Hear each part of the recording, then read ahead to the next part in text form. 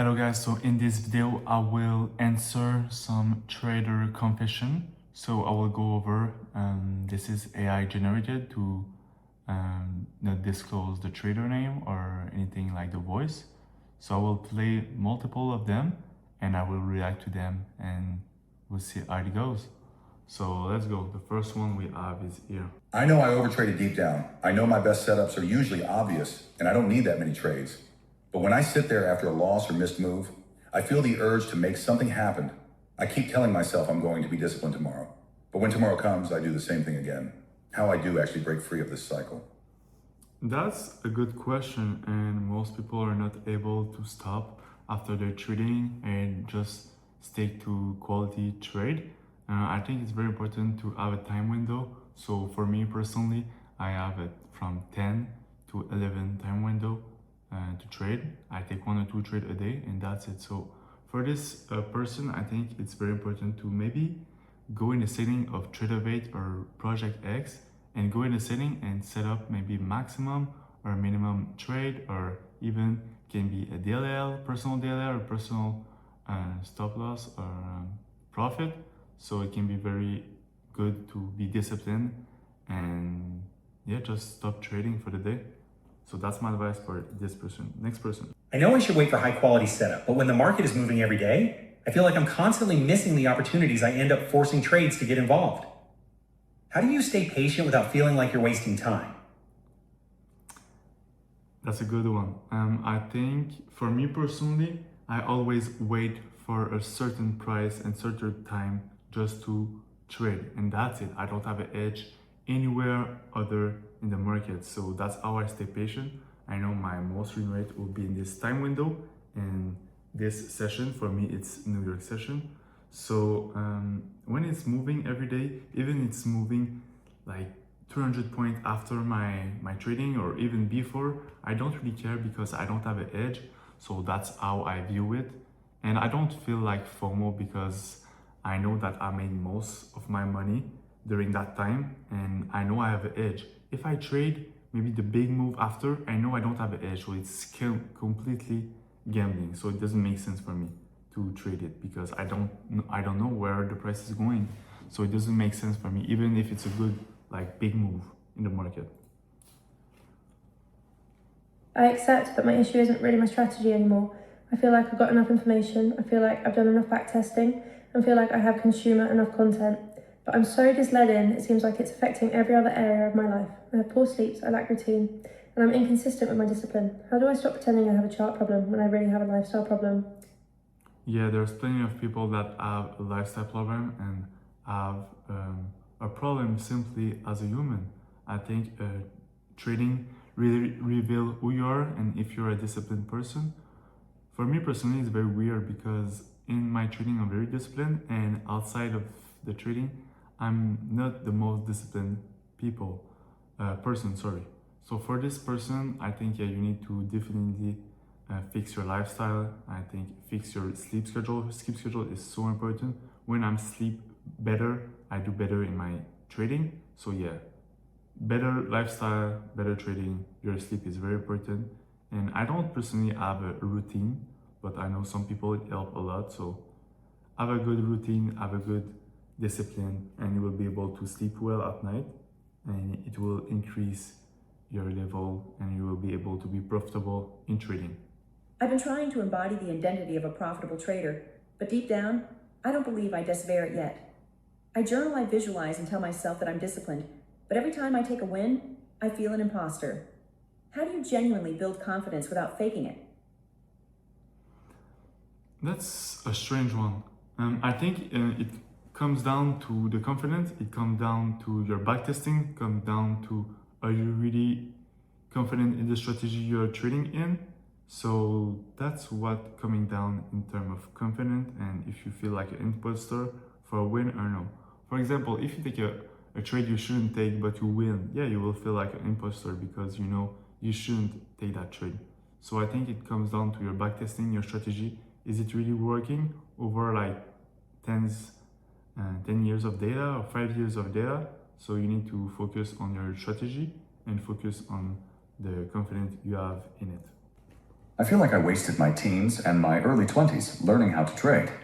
I'm profitable now, and I trade full time, but I have no girlfriend or friends in real life. I feel very lonely after it all. I'm not sure if it was worth it or not. I mean, trading full time, I do believe it's overrated. First of all, trading full time, you have plenty of time to go socialize, go have a girlfriend, and have a social life. I believe because trading full time doesn't take that much time during the day. For me personally, I trade for like 30 minutes or 1 hour a day, and that's it. So I have plenty of time to do some content, to have a lunch with my friends or family or girlfriend. So I think this person is maybe coping because you have time for social life with trading. So that's, I mean, it is very, is it worth it? I mean, if you're lonely, I don't think so, because trading is very lonely. You should have a community, some friends that trade, and some people that you can surround yourself around. So it's very unfortunate, but I think this person needs to find some friends, maybe in the industry of trading, or a community, or some people that he can talk with. Last year, I blew 32 accounts without getting a single payout. Their question was, what is the normal number of accounts to blow before it clicks? And how do I know I'm actually on the right path? 32 accounts is not that much, it's not a big deal in my opinion, without getting a single payout. For me personally, I lost like my first 8 months with no payout. I was trading ICT, so I blew a couple accounts there. And yeah, I think it was, around that number, around 30 accounts. And I think it's normal. At the beginning, you are trying to figure out your psychology, you're trying to figure out trading itself, you're trying to figure out what is your strategy. So I think it's normal. You don't want to put some pressure on and a timeline, time zone. So yeah, I think you're on the right path. As long as you improve every day, journal, meditate, and try to invest your money in some mentor or Discord, you will be on the right path. But you need to keep improving every day, or else you will just continue blowing some accounts. I was an unprofitable trader for years. I started taking the gym seriously at the start of 2025, and I made $80,000 from prop firm last year. I wonder if there is a correlation. Yeah, of course. I think there's correlation. If you're disciplined in trading and you have a good routine, maybe it will reflect in your trading and you will be way more disciplined. And the gym or even something else in your life, if you can keep yourself busy, it will help a lot your trading, because you will not think about trading every day, any time of the day, and you will be able to not over trade, I believe. So find new hobby, find new stuff you want to entertain yourself with, and yeah, the gym can be a good one for most people, or for most male or even female. When I'm not in a trade, I feel anxious. I feel like I'm missing something. So I start adding rules, extra confirmation, or jumping into trades that aren't really there. How do you actually learn to trust a simple plan and train your brain that's constantly telling you to do more? Of course, as a trader, and when you are starting in your trading journey, you want to do more, you want to do more backtests, you want to do more trade, you want to go heavy, you want to do more as a human, because this is how our brain works, and this was the self-belief I had in the early days in my trading. So I totally understand this person. Adding extra confirmation and jumping into trades, I'm not quite sure about this one. I think this person need a good trading plan, a plan that you need to stick to it, a time window, for example, 10 a.m. to 11 a.m. and not trade after that. Be disciplined, close the laptop or close the computer after that, and 1 or 2 trades a day, and that's it. So you need to have a good backtesting strategy. You build your confidence in the backtesting, and you're able to do those payouts and be profitable. So first you need to have a good trading plan and just not FOMO for every trade that comes by. I know my edge is waiting, but I hate it. I'll sit there for hours doing nothing, and then I miss the move that I was waiting for, and it snares me in a spiral. I either start forcing trades to make the day feel worth it, or I walk away feeling frustrated and I feel behind. I can't seem to win. I mean, his edge is waiting, but I hate it. I mean, change the edge. Like, nobody is forcing you to trade this kind of style. If your mentor or someone that you don't like the trading style, just change. Just find something better that suits you better. For example, some people love better RR, some people love better win rate. So find something suits you and is good for you.